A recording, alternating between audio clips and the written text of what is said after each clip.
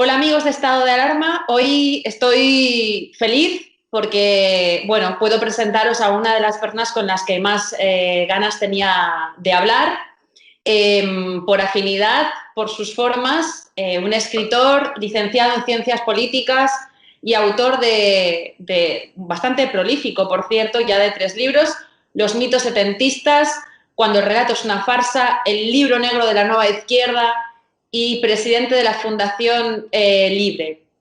Uno, la verdad es que alberga cierta esperanza cuando no reconoce en él ese lenguaje político del que muchos estamos cansados, de esa nada argumental ideológica del tecnócrata, tanto político como periodista, de la derecha, que no tiene ni un proyecto, ni una idea política, ni un sustrato cultural. Todo lo contrario a ese periodista que siempre busca ese aval moral del resto de los compañeros progres, que amenazan además con juzgarlos en los programas en los que participan. Y este hombre es todo lo contrario a las decenas de informadores que se autocensuran por miedo a desaparecer del circuito profesional, sojuzgados por el feminismo, que además ha declarado a Agustín Laje enemigo del pueblo. ¿Qué tal, Agustín? ¿Qué tal, Cristina? ¿Cómo estás? Bueno, gracias por la introducción. Y me da gracia eso de lo del enemigo del pueblo. Sí, me han dicho cosas peores incluso. Pero bueno, yo también tenía muchas ganas de tener este diálogo con vos. He visto que en los últimos días se ha hablado mucho de vos en las redes sociales, así que también andaba con muchas ganas de esta conversación. ¿Eres enemigo del pueblo, del feminismo? Lo que pasa es que no creo que el feminismo sea el pueblo, al revés. Creo que el feminismo es un estrato burgués de universidad, de gente que no tiene contacto con la realidad más allá del ombligo de ellos mismos. Apropiarse de la palabra pueblo para personas que piensan que el pueblo tiene algún interés en modificar la O y la A por la E, porque decir todos o decir todas es algo malo y decir todes es algo fantástico, eso no es propio del pueblo. El pueblo está en otra cosa, el pueblo es el que trabaja, el pueblo es el que lleva su propia familia, el pueblo es el que se esfuerza. Estos son reductos pequeños burgueses típicos de universidades, pero que sin embargo sí, son hábiles en apropiarse ese tipo de representaciones. Sin embargo, sí que vemos que esa falta de representación, yo estoy muy de acuerdo contigo en que ese no es el problema de la población, la gente no está por eso, la gente incluso lo escucha hablar a la mujer de Pablo Iglesias a la hora de hablar de portavozas en lugar de portavoces, o hablar de juezas y jueces y ese tipo de estupideces. Y yo estoy muy de acuerdo contigo, la gente no está por eso, pero sí hay un paradigma mediático en el cual nos tenemos que mover y contra el cual tenemos que combatir, que sí que marca a la sociedad que eso es lo que hay que seguir para ser buena persona. A ver, eso te habla en efecto de una separación radical entre lo que es la opinión pública y lo que es la opinión publicada. No es parte del pueblo aquel que no habla como el pueblo, y el pueblo realmente no habla en esos términos. Nadie habla usando, por ejemplo, la palabra concejalas, ¿no? Las concejalas y los concejales. Bueno, el pueblo no habla de esa forma. Y sin embargo, esta gente se apropia de alguna forma de la idea de ser parte y representante, además, de ese pueblo. Yo te diría que hay una separación radical entre la opinión publicada, es decir, la opinión de aquellos que tienen los recursos y los medios de publicación de su propia opinión, y aquellos, por otra parte, que no tienen los recursos ni los medios para hacer de su opinión publicada, más allá que una cuenta de Twitter o una red social. Entonces, digamos, efectivamente hay un cierto lenguaje, hay una cierta escala de valores que configuran eso que hoy se llama lo políticamente correcto, que es la forma de pensar, de hablar y de dirigirse a los demás que los medios imponen casi como una obligación. El problema es entonces que no estamos acá ni siquiera frente a una revolución, porque las revoluciones son por definición de abajo hacia arriba. Si estamos hablando de que acá no hay realmente un pueblo haciendo una revolución, sino que se trata de medios de comunicación con muchísimo poder, de estados, de ONGs internacionales y organizaciones internacionales bajando una forma de ver el mundo y la vida, entonces no hay revolución sino ingeniería social. Así es. Sin embargo, tú sí que has sufrido seguro ese momento en el que en una mesa de televisión un compañero, a la hora de, antes de empezar a hablar de un tema, por ejemplo, del asesinato de una mujer o, bueno, cosas que uno tiene que encarar sí o sí desde la perspectiva ideológica, desde la filosofía en lugar desde la ciencia, desde que ya de repente no existen los psicópatas, de que ya de repente la ciencia ha sido cambiada, ha sido eliminada por ese infantilismo, te habrá dicho, Agustín, yo con este tema no me voy a meter, te lo dejo a ti. Porque realmente sí hay un pánico del compañero a la hora de desaparecer de ese circuito profesional, como los que no estamos dispuestos a pasar por ese aro, acabamos con esa hegemonía mediática, con ese miedo. ¿Cómo lo haces tú cuando te enfrentas con ello? Mira, efectivamente hay mucho miedo. Yo conozco a muchos periodistas que por lo bajo a uno le confiesan, en privado lógicamente, que bueno, piensan como uno, que lo que escuchan de uno les cierra, que les parece lógico, que les parecen buenos argumentos, que están de acuerdo, pero seguidamente te dicen yo no lo puedo decir, ¿no? Yo no lo puedo decir. En el fondo yo creo que hay un problema de ética periodística, es decir, el periodismo se ha convertido en una maquinaria servil a otro tipo de intereses y ha perdido totalmente el norte. ¿Cuál es el norte de un periodista? Informar a la gente. Informarla y vamos a poner un complemento en lo que puede ser la formación a través de la opinión, que también es uno de los espacios típicos de los medios de masas. Entonces, lo que es la información y lo que es la formación, que deberían estar reglados por la honestidad intelectual para ser, digamos, parte de una ética aceptable, eso ya no existe. Lo que existe es, ¿qué puedo decir yo para que no me expulsen del medio de comunicación? La buena noticia en todo esto es que el periodismo está condenado a desaparecer, de alguna forma. ¿Por qué razón digo que es una buena noticia y por qué digo que está condenado sin embargo? Va a cada vez diluirse más la función del periodista por las tecnologías de la comunicación, por Internet. Es decir, lo que ha traído Internet al mundo es justamente arrebatarle al periodista el monopolio que tenía históricamente sobre la palabra. Ahora todos de alguna forma somos periodistas. A mí muchas veces cuando dicen, bueno, ¿quién es Agustín Laje?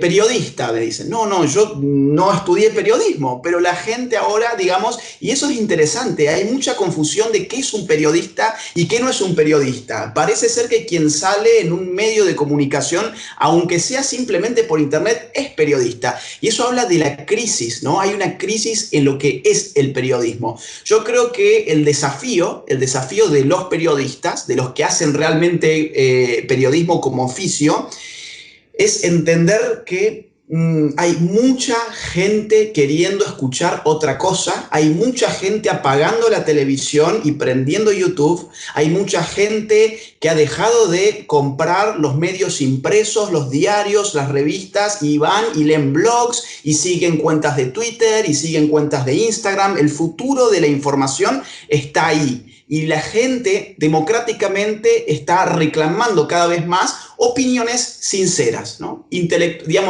Intelectualmente honestas. Yo estoy de acuerdo contigo porque hay una frase que se ha reducido a la nada, que la derecha siempre ha repetido, es hay una crisis de valores. Y la izquierda siempre se ha reído de eso. Y de repente, cuando uno habla de valores, la izquierda lo ha reducido como una especie de elemento exótico ultraderechista, del que se ríe, una especie de momento religioso que fuera de todo orden social. Y yo estoy contigo, ¿no? Porque yo creo que esa tecnología ayuda a eliminar esos medios hegemónicos porque ha habido una crisis de valores en los medios de comunicación. El periodista se ha cansado toda la vida de decir que había que ser neutral. Eso le ha llevado a renunciar al compromiso social. Es imposible que un periodista diga, no, no, yo tengo que ser neutral entre Maduro y la libertad y el que uno deje de matar al pueblo, yo tengo que ser neutral. Es decir, la falta de compromiso, la falta de valor. Mira, es que también acá hay un tema que es explicable a partir de lo económico. Es decir, los medios de comunicación tradicionales, sobre todo, por ejemplo, los diarios, no son ya un buen negocio. Es decir, si vos dejas a los diarios librados a la suerte del libre mercado, los diarios no pueden sobrevivir. Hoy en general la mayor parte de los diarios de Occidente, de los periódicos, depende en gran medida, por no decir en medida absoluta, del apoyo del Estado. Y aparte dependen de otro tipo de apoyo económico que es menos visible todavía, que es el de los millones de dólares que bajan organismos internacionales y ONGs internacionales sobre esos mismos medios de prensa. Te voy a poner un solo caso, digamos, hay muchos datos, pero voy a poner uno. El típico nombre es George Soros, ¿no? Y mucha gente cuando se dice Soros ya dice, uy, empezamos con las teorías de la conspiración y no sé qué. Y es cierto que hay mucha teoría de la conspiración, pero hay muchos datos que son certificables y cuando los certificas esos datos ya entran dentro de una teoría que no es conspiracionista. Te voy a dar un dato que sí es certificable y que es tan certificable que está publicado en la propia página web de Open Society Foundation, que es la fundación de George Soros. En los últimos 30 años, esta fundación ha donado más de 15 billones de dólares, billones, o sea, 15.000 millones de dólares. Dentro de esos 15.000 millones de dólares, una porción importantísima ha ido a medios de comunicación. Por no decir, por ejemplo, la Fundación Rockefeller, también pueden entrar ustedes a sus reportes financieros en su página web. La Fundación Ford, por ejemplo, la Fundación Ford ha financiado en los últimos años en Hispanoamérica a 10 medios de prensa que generaron un portal que se llama Transnacionales de la Fe para atacar a las iglesias evangélicas porque estaban enfrentándose a la ideología de género. ¿De dónde vinieron esos millones? De la Fundación Ford, ¿no? Entonces, los medios de prensa hoy yo creo que son maquinarias de poder cultural al servicio, bien sea del poder político del Estado, como estamos viviéndolo por otra parte ahora con la crisis actual, bien sea para la agenda cultural de ONGs internacionales que los financian. Me reí al principio porque justo te has adelantado, eso es una buena señal, a mi siguiente pregunta sobre este personaje que curiosamente la izquierda ha conseguido que cuando hablamos de él la gente piense que estamos locos, que es una especie de ente conspiranoico que de repente nos hemos inventado, cuando es un hombre probablemente el segundo o tercer del mundo que más dinero tiene, un capitalista globalista que además tiene bajo su mando por ejemplo, a Pablo Iglesias, a todos estos que se llaman ultracapitalistas, sin embargo son siervos de ese capitalismo globalista del señor Soros. Este señor que además hace pocos días decía que el COVID, el coronavirus, era una oportunidad para destruir a la familia, lo tiene en su página web, tú comentabas hace un momentito, sí. Que se articula a través del Foro de Sao Paulo y que aquí en España subvenciona directamente en sus clústeres nacionales en España, subvenciona medios como Neutral, de Ana Pastor, Maldita.es, los famosos verificadores que solamente bajo un falso atavío de independencia redirigen la verdad al poder político de la izquierda, de la ultraizquierda, del marxismo cultural. Ahora mismo se ha descubierto a esa gente. ¿Tú crees que las redes sociales, tú crees que estamos logrando algo porque antes la izquierda tenía ese monopolio discursivo en las redes sociales, esa habilidad, esa diligencia en las redes y ahora eso está cambiando de tornas? Mira, voy a responder las dos cosas porque creo que vale la pena decir algo más sobre Soros y después hablar sobre las redes. Yo veo que efectivamente no hay nada más encubridor que hablar de la conspiración, ¿no? Entonces, ¿cómo querés cubrir a alguien en lo que está haciendo, por otra parte, a plena luz del día, diciendo que todo aquello que se dice que él hace en verdad es parte de una teoría de unos chiflados conspiracionistas que explican todas las cuestiones del mundo a partir de un nombre, y ese nombre es George Soros? A ver, una teoría de la conspiración es una teoría 100% especulativa que no se asienta en datos confirmados ni siquiera confirmables, y a partir de esa arena movediza, sin embargo, levanta un castillo explicativo que abarca la totalidad. Eso es una teoría de la conspiración. Como que yo te diga, por ejemplo, no sé, los reptilianos, no sé qué cosa, junto con los Illuminati, y yo no tengo ningún documento al respecto. Pero cuando hablamos de Soros, o cuando hablamos, bueno, no solamente de Soros, no es la única cabeza, y esto también es bueno tenerlo en cuenta. Hay otro tipo que tiene tanto poder como él, seguramente, que es, por ejemplo, Bill Gates.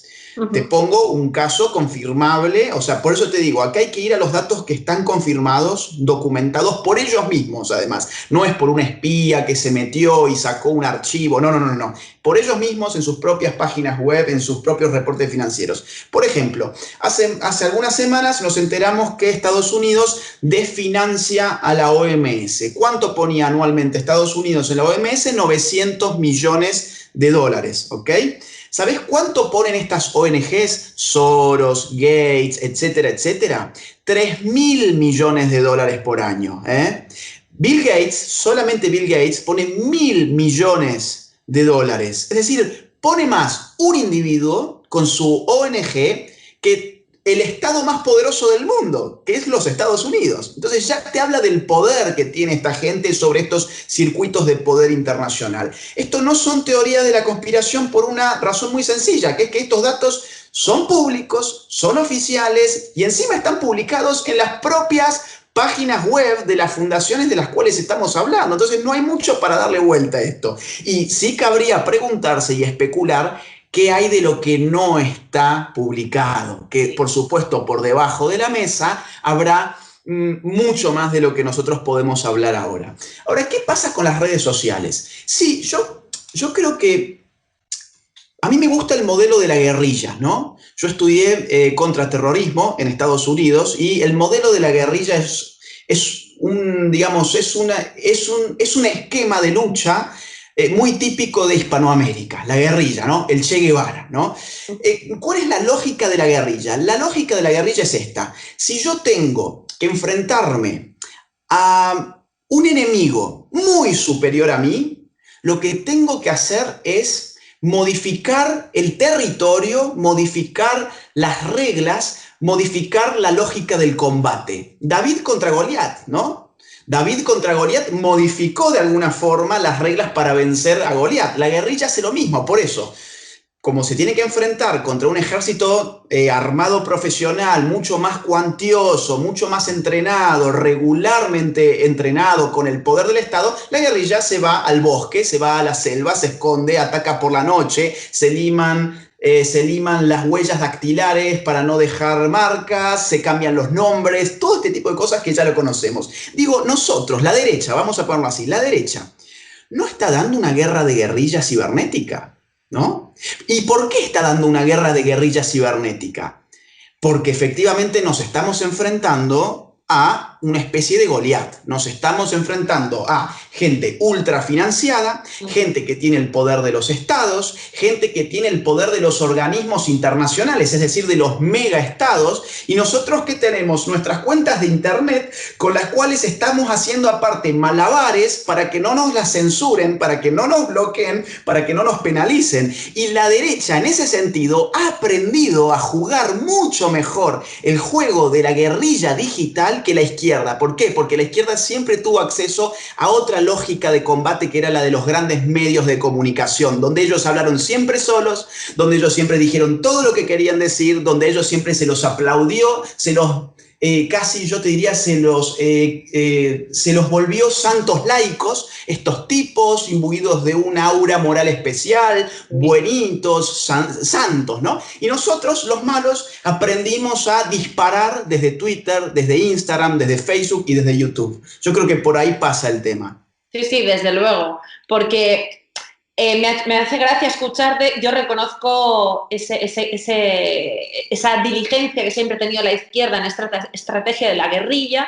Lo que ocurre aquí en España, a mí me parece que, no yo personalmente, pero sí muchísima gente demasiada, ha mirado a Hispanoamérica diciendo, bueno, es que el peronismo es una cosa, queda lejos, es una cosa argentina, la ruina argentina, el corralito es una cosa que no va con nosotros. De repente nos pensábamos que eso no nos iba a llegar, nos llegó el COVID de China, que nos quedaba como muchísimo más lejos, ¿no? De repente, no, Maduro, chavismo aquí, no, eso pasa en Venezuela, cuando fueron dos profesores de España, de aquí, de Valencia precisamente, los que idearon ese fraude jurídico y político contra Venezuela. Monedero es español. No sé, Pablo Iglesias, ahí tenéis ahora un personaje abyecto que es el tal Pablo Gentili, que fue jefe de gabinete de Podemos, fue ex asesor de Dilma Rousseff y de Lula da Silva, ahora está en el gobierno de Alberto Fernández y de la perniciosa y de la malévola Cristina Kirchner. Es única, por cierto, es un personaje de televisión, de serie B. Nos comimos todo eso. ¿Cómo se lo comió España? Porque está comprando las ideologías más fracasadas, las teorías económicas más ruinosas, demostradas. Mira, a ver, yo creo que la izquierda probó demasiado tiempo con estrategias de acceso al poder, estrategias para tomar el poder que no le dieron resultado.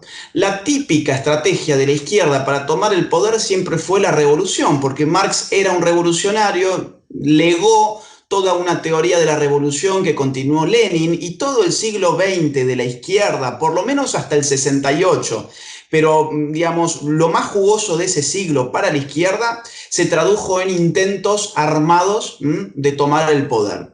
Y fracasaron en muchos lugares, salvo en Cuba, porque tuvieron el apoyo de los Estados Unidos por un engaño de Fidel Castro, pero esa es otra historia.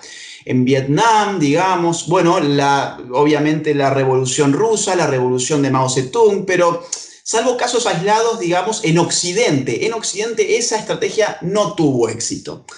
¿Qué pasa en el 68? Bueno, en el 68 hay un cambio radical de la izquierda, donde se dice nos olvidemos de los grandes aparatos del Estado, de la idea de tomar el Estado con la forma marxista-leninista de lucha, etc., y empecemos a tomar los aparatos culturales. Y a partir de ese momento empieza una especie de revolución cultural que va a marcar toda la época que estamos viviendo hoy. Todo lo que hoy vivimos, todo lo que hoy dice la izquierda, todas las luchas de la izquierda de hoy, no son luchas nuevas en absoluto. Cuando vemos a estas chicas, por ejemplo, que se creen revolucionarias y muy contemporáneas y muy actuales y muy vanguardistas, diciendo, por ejemplo, hablando sobre el heteropatriarcado, sobre la heteronormatividad, yo digo, eso ya estaba en la década del 60 y 70. Es decir, ese feminismo no es de antes de ayer. Ese feminismo tiene, digamos, varias décadas encima ya y coincide con este cambio de estrategia en el cual ya no se trata de un choque cuerpo a cuerpo, sino de una estrategia de penetración cultural. En España ha pasado eso, yo creo. En España han ido poco a poco tomándose las cátedras, tomándose los colegios, tomándose las fundaciones, las asociaciones, infiltrando las iglesias también, lógicamente, metiéndose en la prensa, en las universidades, y empezaron a modificar la visión que el español tenía sobre la vida. Una vez que vos le modificás a una persona la visión que tiene sobre las cosas, es mucho más simple allanar el camino que te lleva directo hacia el poder. Te voy a poner el caso de Chile, porque me parece que es lo más ilustrativo y es completamente actual para entender cómo se maneja esto. Chile tiene un modelo económico que es lo más exitoso de Hispanoamérica, ¿ok? La gente en Hispanoamérica desea de alguna manera que su país tenga una economía similar a la de Chile. Y sin embargo, ahora en Chile va a haber un cambio constitucional, no porque tengan una crisis económica, no porque tengan una crisis del digamos, de cómo funciona esa economía, sino porque la izquierda desde hace varias décadas está modificando esa cultura que finalmente genera una presión para desarmar todo el sistema económico-político. Y eso es lo que ha pasado acá. Lo que pasa es que aquí yo creo que el coronavirus y toda esta situación ha acelerado la posibilidad de legitimar crecientemente el autoritarismo, escudado en una situación de excepción que se va a volver norma. Un tipo que sacó alrededor de 11 puntos, si mal no recuerdo, en las elecciones, como Pablo Iglesias, con su grupo de Unidas Podemos, bueno, llega por esos imprevistos de la historia a ser el vicepresidente de España y ahora por otro imprevisto de la historia llega a la Comisión de Inteligencia. Sí, yo creo que la cosa en España está muy difícil, pero sus raíces no son tan políticas como culturales. Has nombrado Chile, donde yo, por cierto, también he estado bastante tiempo, y reconozco ese avance, esa economía de mercado que siempre ha disfrutado Chile por encima de otros países de Hispanoamérica, pero al final a Piñera sí le ha acabado ocurriendo algo muy similar a lo que le ocurrió aquí el Partido Popular, es decir, esa búsqueda del aval de la izquierda, el siempre estar tratando de pasar esos exámenes. Ahí recientemente hubo un proceso de subversión que, por cierto, apoyó Zapatero, apoyó el ex-juez Garzón, aquí español, prevaricador, sí. Pedro Sánchez, incluso gran parte de ese infantilismo español que se comió eso del marxismo cultural articulado a través de grandes temas como el cambio climático, es decir, no nos creíamos a los médicos que nos avisaban del coronavirus, no nos creíamos a China cuando veíamos las imágenes, no nos creíamos ni siquiera a Italia cuando estaba al lado, pero nos creíamos a una niña con desórdenes psiquiátricos que venía aquí a decirnos que el final del mundo llegaba con el cambio climático. No sabes las horas que se dedicaban aquí de televisión a eso. Cada vez que llovía, al martes siguiente iba a ser el fin del mundo, bajo teorías absolutamente infantiles, acientíficas, filosóficas. Era culpa del patriarcado, del imperialismo, cosas totalmente absurdas que no podías contradecir de ninguna manera en televisión. La derecha no ha dado esa batalla y tampoco la da. Mira, solamente una sociedad infantilizada al extremo puede encontrar interesante lo que una niña con problemas psiquiátricos, por otra parte, tiene para decirle al mundo. Es decir, yo creo que eso es un síntoma, no de esta pobre chica que ha sido completamente utilizada, sino un síntoma de lo social, ¿no? Vivimos en una sociedad de infantes, una sociedad infantilizada al extremo, a un extremo tal que pierde sus horas y sus días deslumbrada con lo que una pobre nena manipulada y utilizada tiene para decirle al mundo, propio de una sociedad de imbéciles, punto. Sobre el tema de la derecha, bueno, ¿sabes qué pasa? A ver, Piñera representa una matriz, yo te diría, psicopolítica, de una derecha completamente minada en sus bases, completamente venida abajo moralmente, digamos, espiritualmente devastada, culposa, cobarde. No es una derecha en definitiva, porque si algo caracteriza a la derecha es otro tipo de espíritu, es un espíritu heroico, de entrega, de lucha, de sacrificio. La derecha tiene una forma de ser, más allá de lo político. Es decir, de hecho, grandes conservadores como Michael Oakeshott o Roger Scruton, que son parte de un tipo de la derecha, de una forma de derecha, encuentran que ser conservador, por ejemplo, en el caso de los conservadores, es más un temperamento, es más una forma de ser que una doctrina política. Pero esta gente, en el fondo, son tecnócratas, que yo te diría son más de centro que de centro-derecha. Son tecnócratas que quieren explicar el mundo con un gráfico de barras, entonces te explica, bueno, acá hay un aumento y fíjate cómo la línea, cómo los puntos van subiendo y el eje de las ordenadas y de las abscisas y esto y lo otro. Son tecnócratas, son tipos que se han quedado en un problema que se dio más bien en el marco de la Guerra Fría. En la Guerra Fría, ¿qué se disputó el mundo? ¿Qué se disputó el mundo en la Guerra Fría? Un sistema económico. o sistema de mercado, o digamos tendencialmente de mercado, o un sistema económicamente centralizado. Esa disputa se acabó en 1989. Y esa disputa, sin embargo, sigue de alguna forma para esta derecha que no sabe otra cosa más que pensar en economía, mientras la izquierda se apoderó de la cultura, se apoderó de la política, se apoderó de la moral, se apoderó del arte, se apoderó de la historia, se apoderó de todas las ciencias humanas y sociales. Y mientras tanto, bueno, nosotros tenemos a nuestros economistas, que cuidado, no quiero ser despectivo con esto, es muy importante la ciencia económica, es muy importante tener un buen equipo económico. Ahora, ¿es suficiente tener un buen equipo económico como el caso de Chile? No, evidentemente no es suficiente, porque te hacen una revolución cultural que desemboca en una revolución política que te modifica el sistema económico. Entonces, esa derecha cobarde que no tiene nada para decir, que le compra todo al progresismo en la medida en que le bajen un puntito del impuesto, porque estos tipos son una lacra, son más despreciables que la propia izquierda, porque por lo menos la izquierda tiene tiene ímpetu, ¿no? O sea, tiene la valentía de ir adelante. Estos tipos son unos cobardes totales. Lo único que le importa es a ver si un puntito menos de impuestos, si puedo bajar medio punto del gasto público, cosas muy importantes. Pero a cambio de eso, son capaces de darle a la izquierda la educación de los hijos de los ciudadanos, le dan a la izquierda con todos los gustos culturales, le ceden las cátedras, le ceden la historia, les hemos cedido que reescriban la historia. Orwell ya decía que quien controla el pasado controla el futuro, ¿no? Quien controla el pasado te controla el futuro, y nosotros se lo dimos. Bueno, nosotros no, estos centroderechistas más centristas que otra cosa, que son unos cobardes totales. Es cierto, se amparan en eso que ellos llaman el consenso, que es esa excusa donde siempre se encuentra la nada para esperar siempre algo más.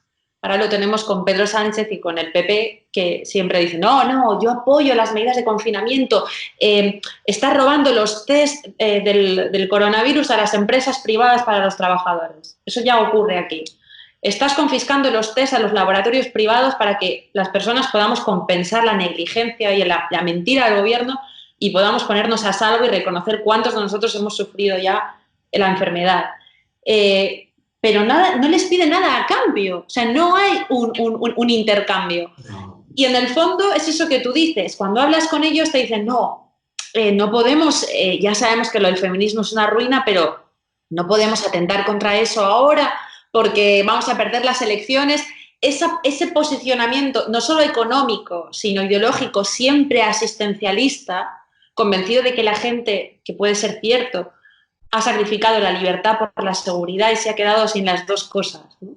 Y eso es lo que está ocurriendo aquí. Eso es lo que ocurre con el feminismo que estabas comentando antes, que no es nuevo, pero sí hay una violencia nueva en ese feminismo de ahora. Exacto, a ver, que esto se entienda bien, no son nuevas las ideas, lo que es nuevo es cómo han hecho ebullición y se han trastocado en práctica política hegemónica, digámoslo así. Ahora, vamos a ese punto que es muy importante. Digamos, fíjate cómo esto de la derechita cobarde, este centrismo apestoso, ha tratado el tema feminista acá en España. Yo lo he seguido bastante. Y que se ha contagiado de alguna forma también desde España hasta Hispanoamérica. Todo este centrismo culposo, estos liberales con culpa, ¿no? O liberprogres, mejor dicho, ¿cómo reaccionaron frente a la amenaza feminista? Que es una amenaza de tipo estatista, autoritaria, totalitaria, porque es un discurso que lo impregnó todo, la totalidad de lo social está embadurnada hoy con el discurso feminista. De hecho, escuchaba, por ejemplo, para hacer una nota al pie, escuchaba a una funcionaria pública hace algunas semanas con lectura de género decirnos que estaba científicamente confirmado que a los hombres el coronavirus nos ataca por motivos biológicos y a las mujeres por razones de género. O sea, si incluso la pandemia la tenemos que leer en clave feminista es porque el feminismo es totalitario. Y sin embargo, ese centrismo supuestamente liberal, acobardado al extremo, ¿cómo reaccionó? Reaccionó de la siguiente forma. Dijeron, no, el feminismo está muy bien, el feminismo tiene... este feminismo no nos gusta, pero hay un feminismo que es muy bueno. Ese feminismo es el feminismo original, que es nuestro, el feminismo liberal del siglo XVIII. Ese es el feminismo que nosotros queremos. Entonces nosotros no somos antifeministas, nosotros somos también feministas. Déjenos ser parte del club, por favor. Les pedimos que nos concedan el carnet. No somos como ustedes de ir a romper la propiedad privada de las otras personas, ni de gritar muerte al macho y esas cosas, pero déjennos ser parte del club. No nos confundan con esos de Vox, esos ultraderechistas, machistas, heteronormativos y patriarcales. No. Nosotros reivindicamos a Olimpia de Gauche, a toda esa generación de feministas sufragistas. Ok, muy bien, es un ejercicio histórico, muy lindo. Ahora, políticamente es completamente estéril. Políticamente no te podés ir al siglo XVIII a recuperar un fenómeno que además estaba incrustado en una sociología, en un sistema económico distinto, en una sociedad y en una época distinta. Entonces, esto es completamente absurdo, incluso desde un punto de vista electoral, político. Por eso les va como les va. Por eso no, digamos, están en libre caída, mientras otras experiencias con agallas, como Vox, por ejemplo, insisto, yo no soy de acá, pero sigo bastante a toda esta gente de Vox, digo, es gente que le ha ido muy bien electoralmente, no por nada son la tercera fuerza. ¿Por qué? Porque dijeron las cosas como las pensaban. Entonces, hablamos recién de la ética de los medios, y yo te diría, en la política también importa la ética, importa decir lo que uno realmente piensa, y le va a ir bien diciendo lo que uno piensa. Y claro, y también hay mujeres en Vox, también hay mujeres que no son de Vox, pero que denostan absolutamente el feminismo, mujeres también atacadas, porque no solamente ataca al hombre, es decir, tú eres un fascista cuando eres mujer, si no estás con la izquierda, luego eres una cucaracha, luego no eres humano, luego eres totalmente aplastable. En Vox hay mujeres que defienden la libertad individual, como debería de hacer, es bastante más sencillo que todo lo demás, que aludir al academicismo ni nada, resultaría mucho más sencillo. Sin embargo, han renunciado a eso. ¿Tú te encuentras con mujeres que defienden la cuota, la necesidad de la cuota siempre en la empresa privada, en la política, en los consejos de administración, donde sea, pero sin embargo luego siempre se avergüenzan de estar ahí por la cuota? Mira, más aún, más importante, yo encuentro que las mujeres que han llegado a esos sitios donde ahora se está pidiendo cuota son precisamente aquellas que dicen, pero si yo llegué, pero, o sea, yo soy un ejemplo vivo de que la cuota no sirve en definitiva. Y yo quisiera decir, ¿por qué no se piden cuotas también, por ejemplo, para recoger la basura en la calle? Los basureros, digo. ¿Por qué no pedimos cuota para el ejército? ¿Por qué no pedimos cuota, por ejemplo, para los trabajos sucios, que generalmente son endilgados por completo a los hombres? ¿Por qué no empezamos a pedir cuotas? Y si aparte, claro, ¿por qué no pedimos incluso cuotas? Por ejemplo, te pongo un caso para el tema de aquellos que logran recibirse de la universidad. Digo, porque en Occidente hay un 33% más de mujeres que se egresan todos los años de las universidades en comparación con los hombres. Cosa que, ojo, no se me confunda, ¿no? Yo aplaudo, me parece fabuloso. Si la mujer es más inteligente, si se esfuerza más, si se dedica más, si le apasiona más el estudio, pues que se reciba más, me parece fantástico. Pero la lógica de la cuota es muy otra. La lógica de la cuota sería decir, bueno, si la carrera dura 5 años, entonces hagamos que para los hombres dure 4 años, así se empiezan a recibir más rápido. O que si se aprueba con una nota de 5, que los hombres aprueben con una nota de 3, así se pueden empezar a recibir más rápido. La lógica de la cuota es completamente injusta porque aniquila aquella única igualdad que puede descansar sobre la justicia, que es la igualdad ante la ley. Cuando no se trata igual a las personas, no hay justicia. Y ese es el problema que hay con las Tú cuotas. has dicho, sí, se egresan un 33% más de mujeres que de hombres, pero después te sale la corriente feminista con la estupidez de sí, pero realmente son profesiones con roles de género. Luego, si eres profesora o si eres médico de familia, oh no, sí, es médico de familia, pero no es cirujano cardiotorácico. Sí, sí, es juez, pero no está en el Consejo General del Poder Judicial o no está en el Tribunal Supremo. Luego, al final, son elitistas. Sí, y son aparte, aniquilan la posibilidad incluso de que la mujer elija libremente. Ellos parten de una suposición completamente falsa, que es 100%, propia de las teorías de las conspiraciones. Es típicamente conspiranoico. Ellos parten de la idea de que hay una especie de cabeza machista, ¿no? Hay un titiritero machista, hay un titiritero que mueve los hilos de aquellos títeres que son las mujeres, y ese titiritero, que se llama el sistema heteropatriarcal, obliga a la mujer a ir a estudiar, por ejemplo, qué sé yo, enfermería, magisterio, y este tipo de supuestas profesiones inclinadas hacia lo femenino, ¿no? Entonces, de lo que ellas se pierden de ver en el fondo es que esas mujeres, si van a estudiar enfermería, por ejemplo, odontología, veterinaria, lo que fuere, es porque han decidido, no es porque otros han decidido por ellas que están obligadas. En nuestras sociedades existe algo que se llama igualdad ante la ley para acceder a estudios. Entonces yo puedo ingresar a ingeniería o puedo ingresar a enfermería. Y te voy a poner un caso muy concreto de Noruega, un país campeón de la igualdad, etc. En Noruega, esto se conoce bien, dijeron en un momento: nosotros somos tan igualitarios, pero tenemos un problema. La diferencia de los salarios entre mujeres y hombres globalmente tomados como bloques, ambos sexos, se explica, entre otras cosas, porque las mujeres están escogiendo carreras que no pagan tanto como la de los hombres. Por ejemplo, tenemos muy pocas mujeres haciendo ingeniería en comparación con los varones. Entonces, ¿qué vamos a hacer? Vamos a financiar, vamos a dar subsidios para las mujeres que se matriculen en ingenierías, y de esa forma vamos a elevar la cantidad de mujeres estudiando ingeniería. Y efectivamente, mientras el Estado les pagaba a las mujeres, sí, a los hombres no. Fíjate, ya tenés un principio que desiguala frente a la ley. A las mujeres sí, a los hombres no, les pagaban para que estudiaran ingeniería. La curva de ingreso femenino a ingeniería subió. Ponele que antes la relación era 9-1, ahora habrá sido, digamos, la mujer ahora en vez de 1 pasó a ser 3, más o menos, ponele, algo más o menos así.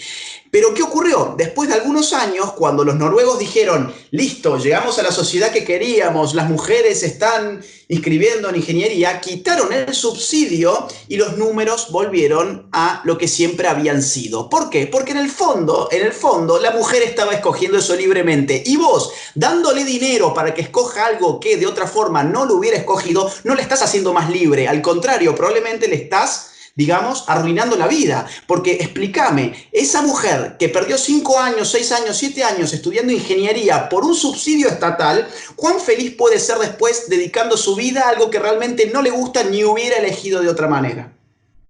Bueno, y ahí hay otra contradicción, porque siempre que vamos a una manifestación, las típicas del 8M, que por cierto fueron el paredón para disparar el coronavirus en todo el mundo, siempre te encuentras en las pancartas donde el problema siempre fue el capitalismo. Luego, son anticapitalistas pensando siempre en términos economicistas, porque el problema es que no cobramos tanto como el hombre, cosa absolutamente absurda, absolutamente penada en la Constitución, absolutamente penada en los convenios laborales, en el Estatuto de los Trabajadores. Te ponen unas multas que te pueden cerrar la empresa, pero independientemente de eso, son anticapitalistas que te están exigiendo que para llegar a la altura vital que te mereces, al momento vital que te mereces, a tu puesto ideal de trabajo, tienes que ganar más que el otro. Sí. Sí, efectivamente. Bueno, es que pasa que están llenas de contradicciones, ¿no? Y aparte yo diría, esto, ¿cuán funcional es al sistema capitalista? Porque, digo, si uno puede ver, por ejemplo, a multinacionales supercapitalistas, porque por algo son multinacionales, financiando estos movimientos, si uno puede ver a megacapitalistas financiando este movimiento, si uno incluso ve ciertas publicidades de multinacionales por la televisión, por ejemplo, la marca Gillette, ¿no? De estas para afeitarse y todo esto, espuma de afeitar y todas estas cosas, sacando una publicidad digamos, poniendo al hombre en una situación de monstruo que tiene que deconstruirse y entonces tiene que afeitarse con Gillette para sacarse esa barba que es típicamente masculina. Si uno ve a la marca Sprite haciendo su publicidad en función de ese feminismo, y entonces, si uno ve a todo ese establishment de Hollywood, ¿no? A Miley Cyrus haciendo toda la prédica feminista. Yo digo, realmente, esta gente piensa que puede haber una revolución hollywoodense. Esta gente piensa, digo, que Sprite es revolucionario, que Gillette es revolucionario. Esta gente no se da cuenta que precisamente si el capitalismo está apoyando, si empresas ultracapitalistas las están apoyando, es porque no le hacen ni cosquillas al sistema capitalista. O sea, esto es así. Esta gente no le hace ni cosquillas. Es más, mira, te voy a dar un ejemplo histórico muy claro. Si mal no recuerdo, era la década del 50, Nueva York, ¿ok? Al sobrino de Freud, el psicoanalista famoso, al sobrino de Freud, lo contratan de una marca de cigarros muy famosa también, si mal no recuerdo era Slim, Virginia Slim, lo contratan para tratar de armar un marketing para llegar con los cigarros a las mujeres, porque las mujeres en esa época generalmente no fumaban, ¿ok? Entonces, ¿qué hicieron? Muy astutamente, les vendieron que el cigarro las equiparaba a los hombres y eso significaba liberación. Les vendieron que fumar cigarros Virginia Slim liberaba a la mujer porque la hacía parecida a ese hombre que fumaba todo el día. Entonces hubo un acontecimiento que se llamó la Noche de las Antorchas, que se presentó en clave revolucionaria, maquinada por una empresa capitalista, en la cual todas las mujeres salieron masivamente ¿a qué? A comprar cigarros para fumarlos en las calles. Digo, ¿esto fue una revolución anticapitalista, emancipatoria, o fue más bien una gran estrategia, digamos, de una marca muy reconocida mundialmente? Luego también está su problema con el sexo. Las feministas tienen un problema, un trastorno psicosexual, donde la relación con el hombre está totalmente perseguida, una relación sana, una relación normal.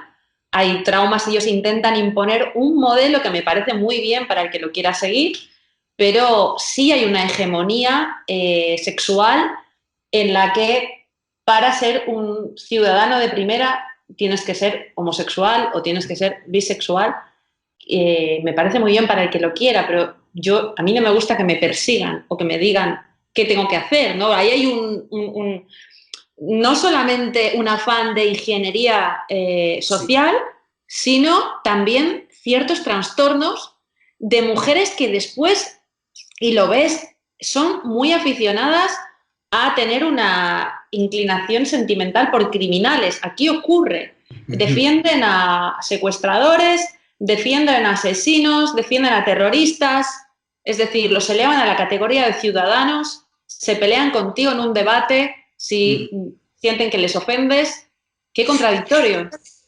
Es gente que está mal digamos, está mal psicológicamente. Yo generalmente parto de yo creo que el feminismo es más un arma psicológica que política. Sirve para mujeres psicológicamente dañadas que absorben como medicina de corto plazo este feminismo que le va a dar una solución a todos los problemas que tiene en su vida, ¿ok? Ahora, vos me hablás de que hay un modelo sexual dentro del feminismo y yo te diría, ese modelo es necesario, es decir, ese modelo es lógico dentro de la propia teoría feminista, es lógico que el feminismo derive en una suerte de homosexualización política. Si uno se retrotrae a los escritos de los 70 y 80 de ese feminismo que sentó las bases teóricas para el feminismo de hoy, se va a encontrar con, por ejemplo, autoras como Monique Wittig, Andrea Dworkin, por ejemplo. Andrea Dworkin dice que toda relación coital, toda relación sexual, heterosexual, es necesariamente la violación de un hombre sobre una mujer, porque el sistema patriarcal de dominación, etcétera, etcétera, etcétera. Todo el cuentito que ya lo sabemos de memoria, ¿no? Así que no hace falta que lo repita. Monique Wittig, ¿qué dice? El lesbianismo, más que una conducta sexual, es una posición política, económica y cultural de rechazo al poder del hombre. Te la estoy citando de memoria. ¿Esto qué significa? Evidentemente, si el feminismo parte de la presunción de que el hombre y la mujer estamos en una guerra perpetua, que el hombre necesariamente es el enemigo de la mujer y la mujer debe defenderse de ese enemigo, vos contame por qué una mujer entonces querría acostarse con su enemigo. Un principio de la guerra es precisamente no te acuestes con tu enemigo, ¿no? Entonces, lógicamente, quien se embandera y quien consume obsesivamente esta ideología en boga, va a llegar a despreciar sexualmente, aunque sea heterosexual, a aquella persona del otro sexo. No va a poder tener un vínculo sano, no va a poder tener un vínculo genuino, un vínculo afectivo. Entonces, ya hay toda una idea de que la sororidad incluiría también una suerte de prueba sexual. Yo debo probar el lesbianismo de alguna manera porque también es un punto, es una práctica revolucionaria, emancipatoria respecto de la heteronormatividad, que no te olvides, es la norma que me obliga a mí a ser heterosexual a pesar de que me obligue a acostarme con mi enemigo. Sí, genera un sentido de pertenencia que ante la inseguridad te permite echarle la culpa a otra cosa, ¿no? Sin lugar a dudas. Me pasó muchas veces con presentadoras de televisión que creen, y así lo dicen, que espérate a tener 45, espérate a tener 50 y verás como ya no estás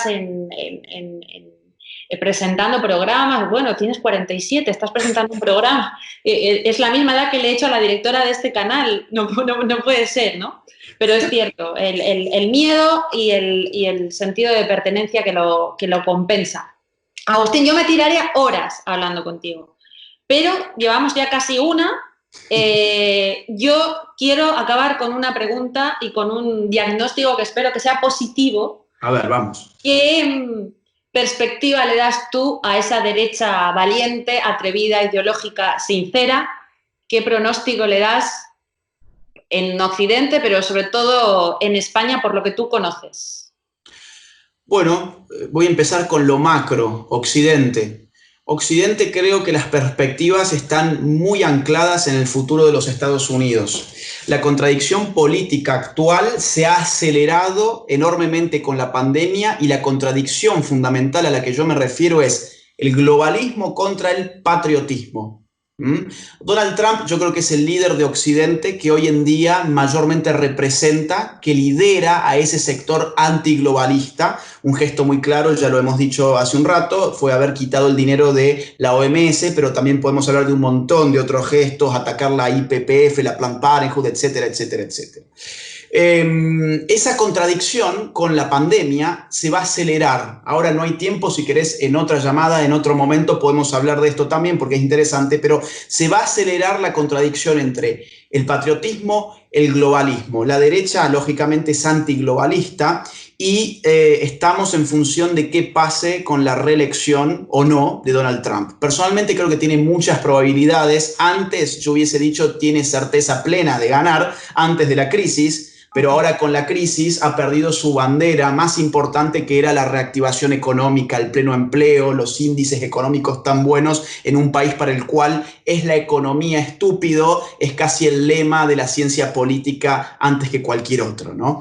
Entonces yo pongo mi vista sobre lo que esté pasando allí en los próximos meses. Digamos, dentro de lo que es Occidente, dentro de lo que es España, yo creo que, bueno, acá ustedes tienen una estrellita que a mí me genera mucha envidia, porque digo, ¿por qué Argentina no la puede tener? Que es Vox, es decir, un partido generalmente además con gente joven, muy interesante, es otra figura de la derecha. La derecha siempre se caracterizó por gente muy acartonada, siempre con el ceño fruncido, muy, digamos, con unos modales muy típicos, muy aristocrática también, anciana en cierta forma.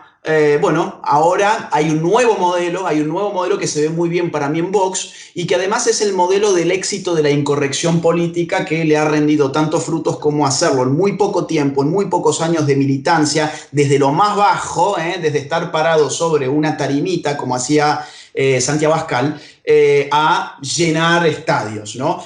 O sea, a mí esto, yo obtuve el honor de estar, por ejemplo, en un meeting en Murcia, hace casi 2 años, muy interesante, así que lo vi en primera persona. Y dije, acá viene algo muy grande, algo tan grande como haber llegado a ser la tercera fuerza ahora.